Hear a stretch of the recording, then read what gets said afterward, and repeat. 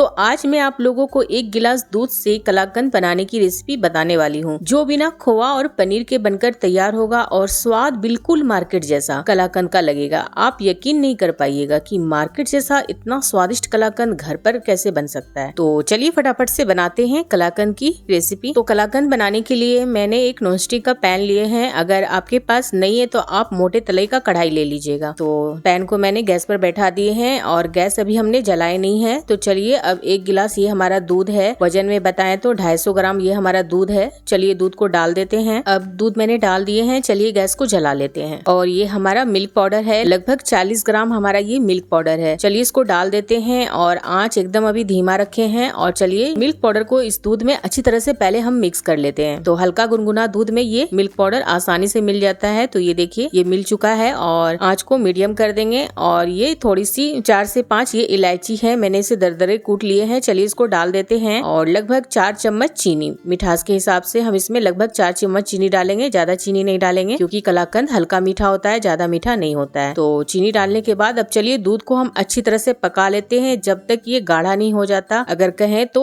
ये दूध आधा नहीं हो जाता है तब तक हम इसको पकाएंगे। तो चलिए दूध को पहले पका लेते हैं। तो जब तक हमारा दूध गाढ़ा हो रहा है तब तक चलिए हम दूसरा स्टेप कर लेते हैं। तो ये हमारा ब्रेड है, नॉर्मल ब्रेड है। लगभग हमने 5 ब्रेड के स्लाइस लिए हैं। चलिए ब्रेड के साइड वाले पार्ट को हम कट कर देंगे और ये ब्रेड आपको लोकल मार्केट में आसानी से मिल जाएगा। तो ये देखिए साइड के पार्ट को हम हटा दिए हैं। इसी तरह से सारे ब्रेड का साइड वाला पार्ट हम हटा देंगे क्योंकि हमें साइड वाले पार्ट का जरूरत नहीं है। तो चलिए अब ये साइड वाला ब्रेड का पार्ट हमने हटा दिए हैं सारे ब्रेड का। तो चलिए ब्रेड को अब तोड़कर हम एक मिक्सी जार में डाल देते हैं।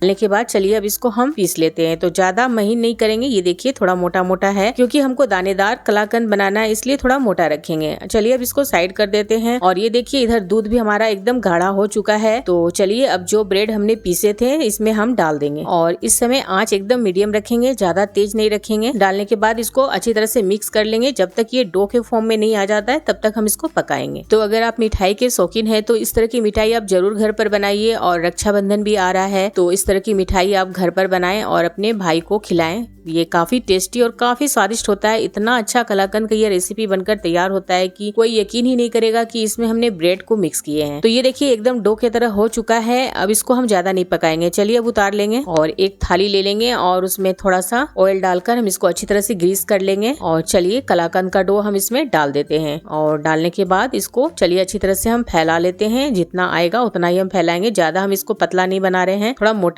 पीस रखेंगे, इसलिए हम आधे ही थाली में इसको फैला रहे हैं। तो ये देखिए मैंने इसे अच्छी तरह से सेट कर लिए हैं। अब चलिए इसमें बादाम के कुछ कतरन डाल देते हैं। तो चलिए ऊपर से बादाम के कतरन डाल देते हैं और हाथ से इस तरह से बैठा देंगे। तो चलिए अब इसको हम सेट होने के लिए छोड़ देते हैं। लगभग 20 से 25 मिनट में ये आसानी से सेट हो जाएगा। और आपको अगर जल्दी है तो आप इसे फ्रिज में रख दें, ये 10 मिनट में एकदम सेट होकर तैयार हो जाएगा। तो ये देखिए हमारा सेट हो चुका है। मैंने इसे बाहर ही रखे थे लगभग 20 मिनट और ये अच्छी तरह से सेट हो चुका है। पंखे की हवा में रखे थे हमने। और चलिए अब इसके पीसेस कट कर लेते हैं। तो मैं चरखुट चरखुट कट करूंगी।